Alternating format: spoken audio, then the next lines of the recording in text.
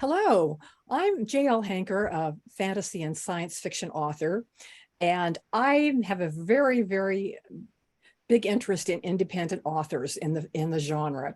So today I'm going to talk to Rose Carmel Gaspard, who I met on Twitter, I believe, and I spotted her blurb about her book.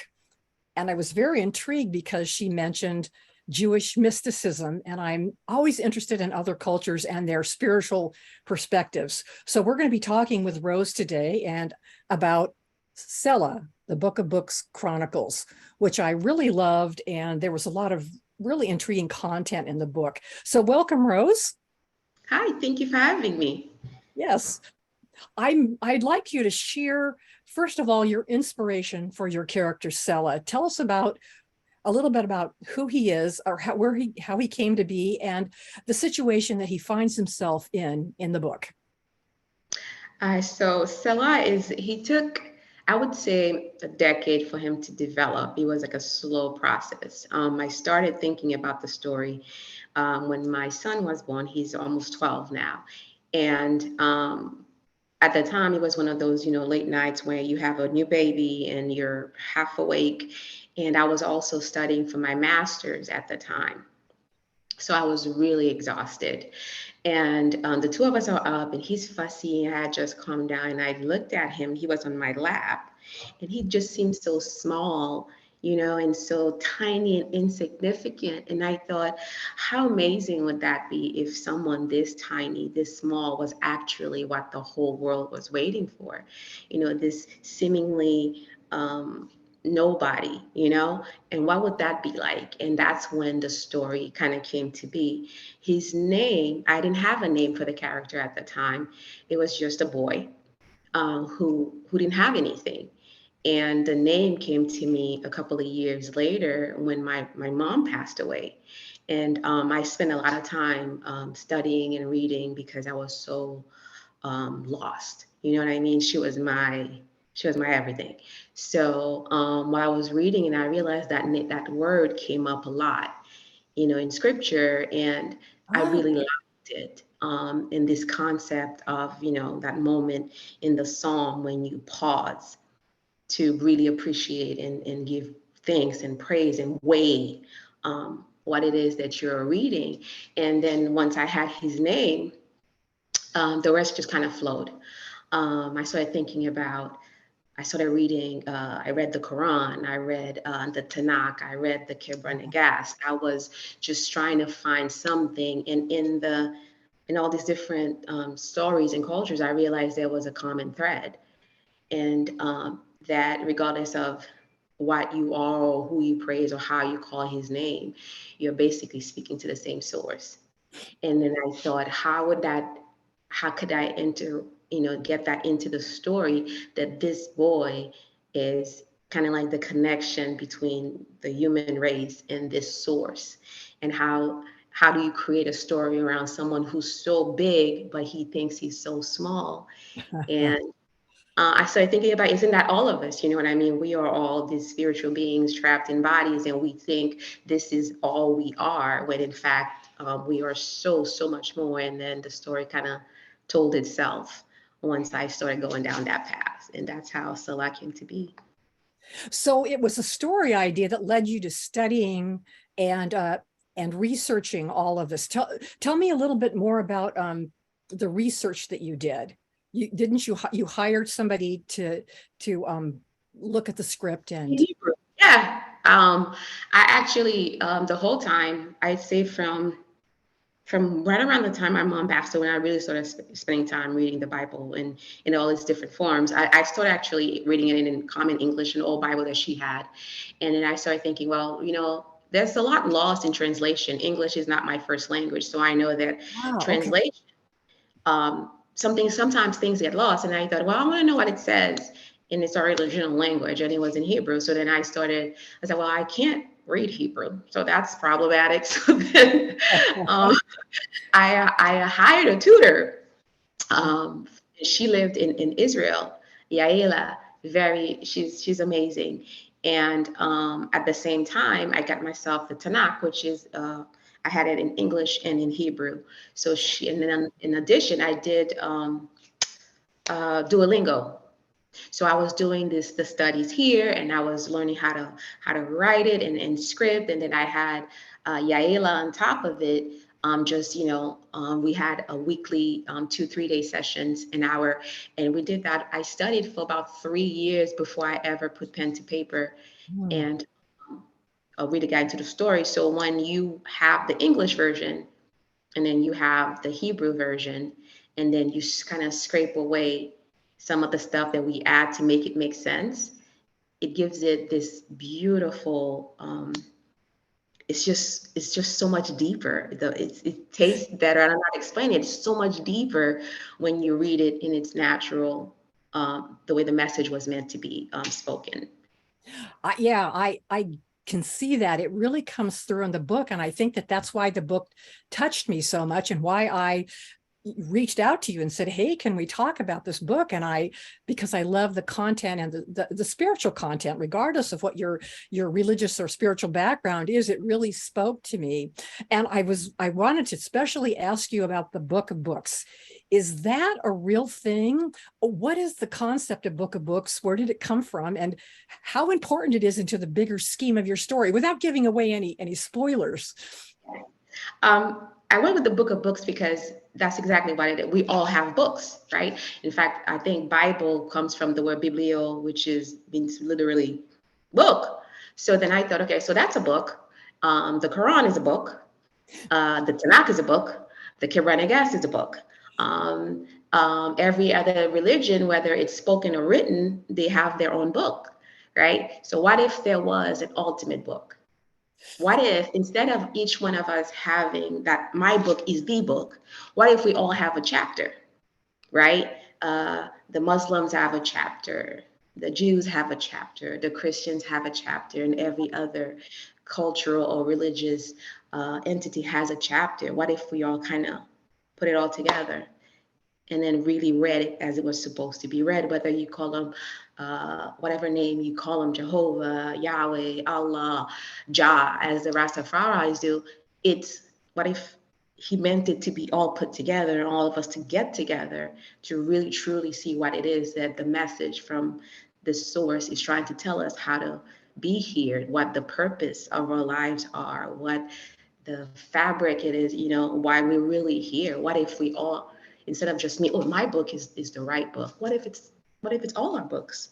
And then if we all just stopped fighting for a minute and read each other's books, we might see pieces of us in each and every one of them and create the book of books, the ultimate book that combines all of ours together.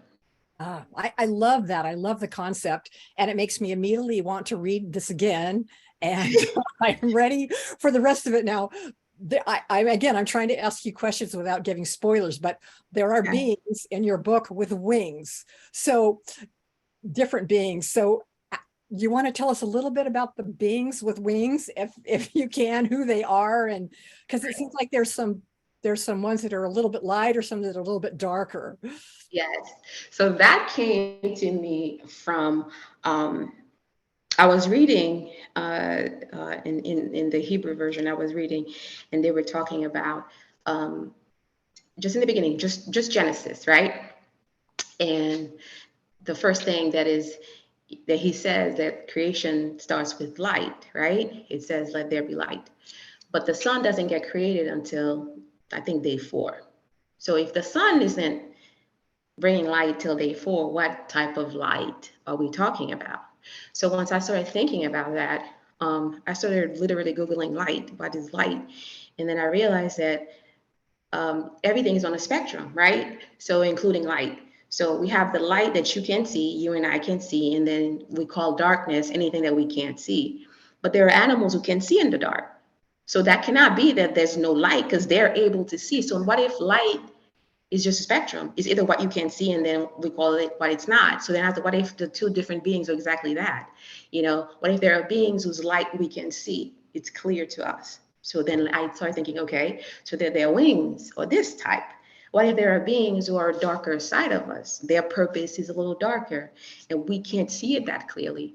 And then I made, what if that's their wings? It's not evil or good. It's just a spectrum of purpose.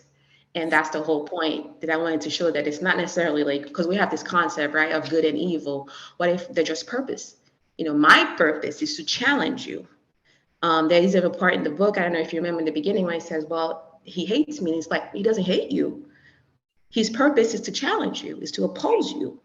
It's Yeah. not personal. It's just to help you grow and ascend and become what you're supposed to be. It's great to hear you elaborate on that, because it's definite. You can see in reading the story how the darker beings, they have to be there to move us forward, to move the story forward. I said us because it's sort of a metaphor for life. Absolutely. And so, Absolutely. I think that is great.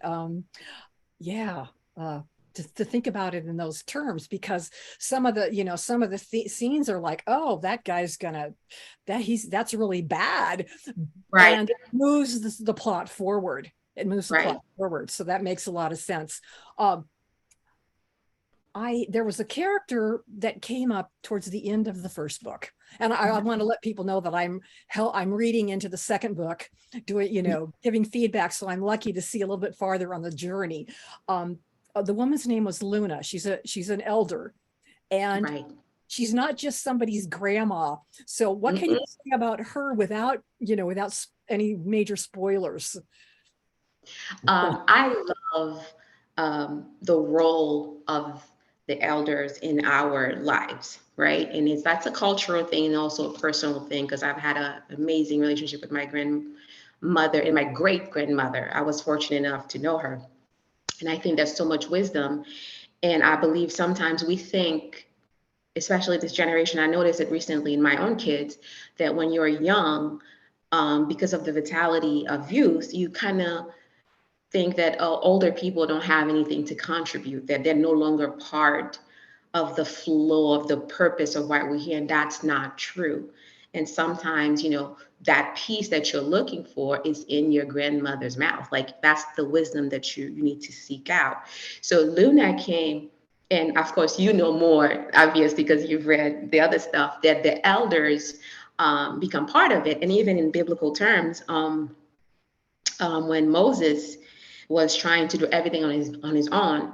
And then his father-in-law came to him and said, well, you can't, like, we're all here. And then he gathered the elders and sort of splitting up the responsibility of teaching this new generation. And that's exactly what it is.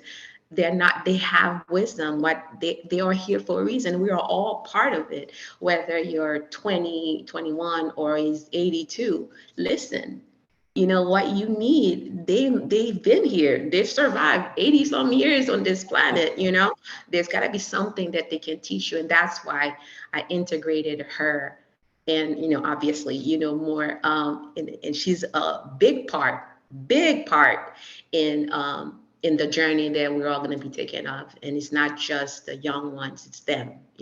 They play a heavy role in the purpose of this journey and why we're all here. Great. Yeah, that's so true. So true. I'm glad you brought that concept into the book. I wanted to ask you, what do you think? Is it Sela? Am I pronouncing it right? Sela? I say Selah, but again, I have an accent. Sela. So Okay. I pronounce it may not necessarily be. What would you consider his biggest challenge in the story and the journey, especially considering where he came from, where he started at? Yeah, I think it's mine as well. It's seeing yourself past what you think of yourself, right? You think, well, I'm just here. I'm just this kid from Brooklyn. I don't have family. I don't have a name. Nobody wants me. And you think you're just this one level, and you're not. You know, one of the movies that my kids love is The Prince of Egypt. I don't know, it's an old one. And one of the songs in it, and they said, look at yourself through heaven's eyes, because we have a tendency to see ourselves in one level, but from creation standpoint, we're so much bigger than that. And I think that's Salah's biggest thing. He kind of just, I'm nobody. And I don't know if you remember, that's a theme for him. Like, why is this happening? Why me? why me? Like there's nothing here that I don't have anything to give, and that's not true. There are no accidental people. None of us snuck here, and like, ooh, how'd you get here? No, you're here for a purpose. We're all placed here, and that's his biggest thing, to see why he's here and to have self-worth and self-acceptance, and seeing that he's beautiful, and I think we have that. I know I do, seeing myself as more than just, a mom, and I'm just this, or I'm just that, and we're so much more than that, and a lot more powerful than we think we are. Yeah, I think it's real important for people to be reminded of that, because we all can make a difference. Well, of course, writing and telling our stories is I think it's a really political act. It's a really profound act. And just tell these journeys through metaphor helps people at the same time by telling a compelling story that people want to read, it takes people away, it teaches them a lesson. And so this is your book fits that beautifully. How is this going to be a trilogy, do you think? Or I meant, and I think I may have mentioned it in an email, I originally meant to do it in little pieces. Like you said, I wanted to keep them small. But I'm now thinking, maybe not. Maybe I'll just tell a bigger story in the second book, and the first book will be kind of like an introduction to the system, to Salah, and how kind of things flow. And I hope it's explained, the beings, and that we call them a certain things, because names are so important. The words that you use are so important, and that the whole point is the language you use. That's where the power comes from. And I hope that was done well, so that in book 2, when he starts, the story really gets deep, and people understand that the words you use are so powerful. And whether you can curse or heal with your words. And once that gets through, then the first book would have set up the perfect introduction into that magical system of words as a tool for magic, literally. yes, it's a very compelling world that you set up. I guess you would call it sort of a dystopian setting where things have gone really haywire. Again, a metaphor for where the journey we are on as a planet. And I'm very excited to see where the story goes. Rose, I'm so glad that you joined me today. Is there any last words you want to say about your story, or where we can find you? I'm on Twitter and Instagram as WritePat111. And I'm currently working on book 2. I have one other book coming out, but it's absolutely not. It's not linked to this world. It's a different world. And I guess I want to make sure people understand that, like I said, your words, they have power, and yes, it's fantasy, so it makes it a little easier for people to accept and go, oh yeah, it's not real. But to me, I guess because you and we have that in common. We have this spiritual kind of like foundation where we understand the power of words, whether written or spoken. And I guess that's what I want people to take away from the book, that how powerful that can be. And you can use your words to heal, if not everyone, at least yourself and those around you. So if that comes across, then job done. Yay. Right.